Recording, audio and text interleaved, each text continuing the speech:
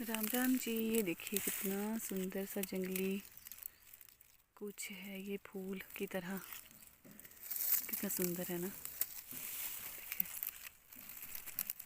मुझे दिखा तो मैं सोचा आपको भी दिखाती हूँ। देखो प्रकृति कितना सुंदर है ना। यहाँ एक्चुअली बहुत होते हैं ऐसे ऐसे, पर मुझे पता नहीं है इसका नाम या ये क्या चीज़ है, कौन सा है फूल है, क्या है ये और किस काम आता है। अगर किसी को पता हो तो प्लीज़ बताना।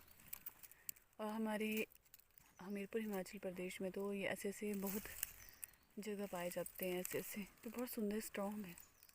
तो तोड़ के देखो इसको, तोड़ना क्यों है, बहुत सुंदर लग रहा है ऐसे ही। देखिए कितना सुंदर। ये देखिए यहाँ पर भी हैं, कितने सारे हैं, ये देखिए।